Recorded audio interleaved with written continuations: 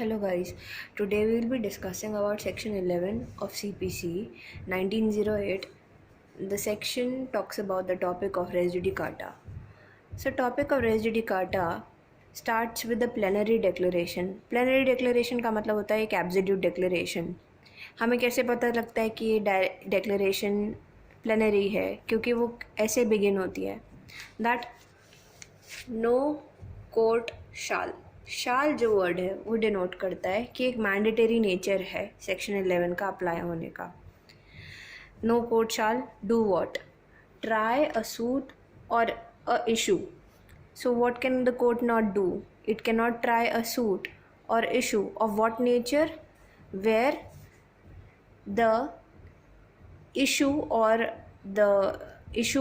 the main issue in the suit or has been direct and substantial in a former suit as well.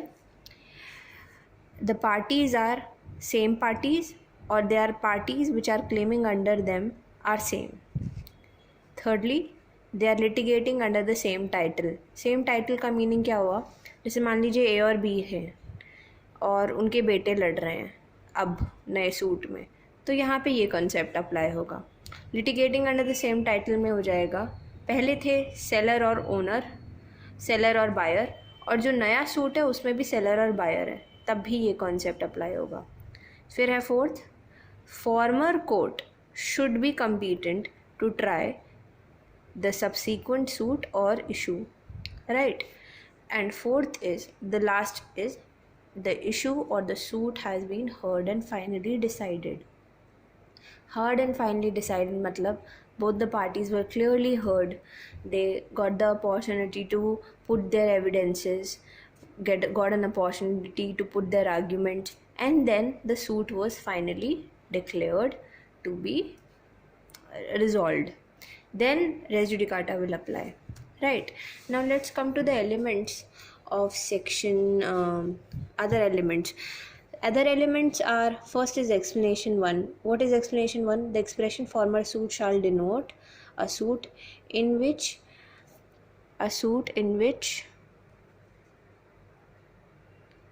has been decided prior to the suit in question whether or not it was instituted prior. तो हमें ये नहीं फ़र्क पड़ेगा कि पहले institution क्या हुआ था. अगर सूट 1 थे, सूट 2 था, इसकी थी 1 दिसंबर, इसकी है 1 नवंबर, तो कौन इंस्टीट्यूट हुआ? ये वाला. पर अगर मान लीजिए ये वाला सूट पहले रिजॉल्व हो गया, तो रेस जुडिकाटा किस पे अप्लाई होगा? इस पे अप्लाई होगा, राइट. सिमिलरली तो इस बात से फ़र्क नहीं पड़ता है कि कौन इंस्टीट्यूट होता है, फ़र्क इस बात से पड़ेगा कि कौन सबसे पहले रिजॉल्व हो गया, which has been first decided. Next is explanation 2. For the purpose of this section, the competence of a court shall be determined irrespective of right of appeal. हमें नहीं फ़र्क पड़ता कि उस पर्टिकुलर जजमेंट से right of appeal होगा या नहीं होगा. हमें फ़र्क पड़ेगा कि कोर्ट ने फाइनली डिस्पोज ऑफ किया है, फाइनली हर्ड और डिसाइडेड है कि नहीं है. Okay. Third is, the matter above referred to must in the former suit have been alleged by one party and either denied or admitted expressly or impliedly. तो जब हम प्लेंट लिखते हैं, प्लेंट में जो भी मैटर, हम जज का काम होता है इश्यूज़ को फ्रेम करना, तो जब भी वो मैटर दिखाता है इश्यूज़ को फ्रेम करने से पहले वो सारी प्लेंट की प्रेयर पढ़ता है, सारी चीज़ें पढ़ता है. तो ये जो मैटर डायरेक्ट एंड सब्सटैंशियल है वो ऑलरेडी जब एक्सप्रेसली लिखा होगा, ये कहीं ना कहीं इम्प्लाइड, हम इम्प्लाई कर सकते हैं उस प्लेंट की रीडिंग से, तो वो हो जाएगा एक्सप्लेनेशन 3 से direct res judicata. But there is another interesting concept. If you want, I can make a video on this. This is called as constructive res judicata, which is mentioned in explanation 4.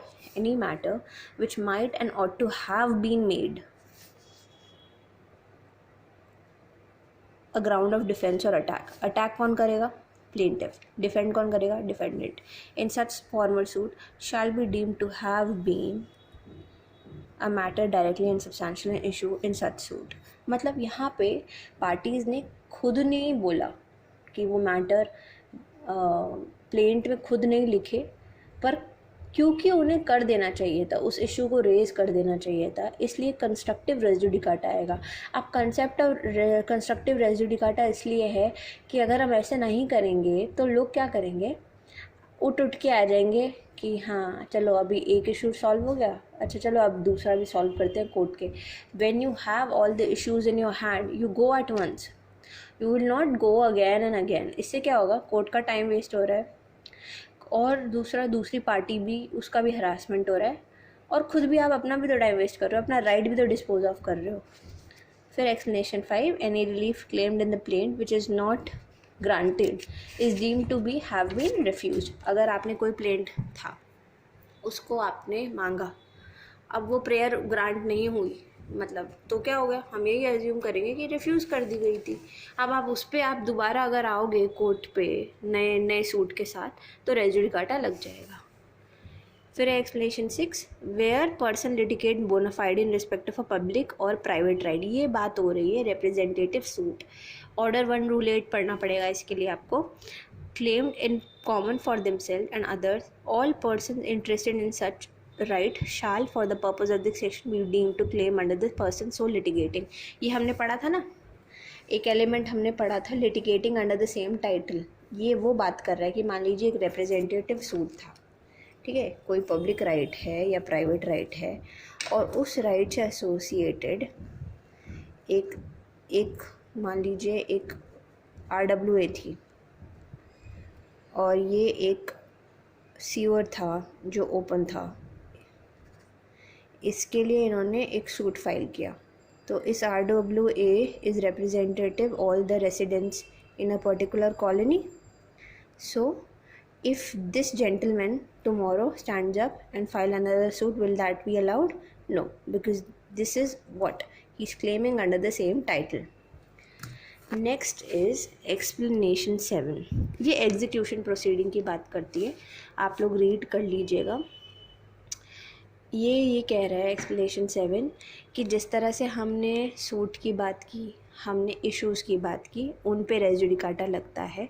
Rays judicata एक और चीज़ पे लगता है, वो है execution proceeding. क्योंकि execution proceeding में हम दोबारा से एग्जीक्यूशन के पॉइंट पे, जब डिक्री बन गई, जजमेंट डिक्लेयर हो गया, डिक्री पास हो गई, तब हमने उसको एग्जीक्यूट करने के लिए फ्रेम किए जाते हैं कुछ इश्यूज़, कुछ पहलू, उन पे भी रेज़ जुडिकाटा लगता है by operation of this explanation 7।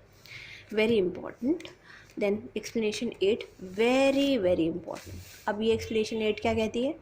N issue heard and finally decided by a court of limited jurisdiction competent to decide such issue shall operate as res judicata in a subsequent suit, notwithstanding that such court of limited jurisdiction was not competent to try such subsequent suit or the suit in which such issues has been subsequently raised। इस पर ना एक case है, ये case है Bajju Jaiswal versus Doshibai NBGJ बॉय, 1970 का case है। अच्छा, अब मैं आपको एक्सप्लेनेशन 8 एक्सप्लेन करती हूँ। एक केस हुआ A और B के बीच में। फोकस करते हैं कैमरा। अब ये जिस कोर्ट में गए ना, उसकी कॉम्पिटेंसी थी 20 लाख, ठीक है। अब इनकी प्रॉपर्टी के प्राइसेस बढ़ गए, वही प्रॉपर्टी 1 करोड़ की हो गई। तो क्या ये subsequent court, sorry, the former court is not competent to try this particular subject matter? That will not bar this court from entertaining as per the operation of explanation 8. Right now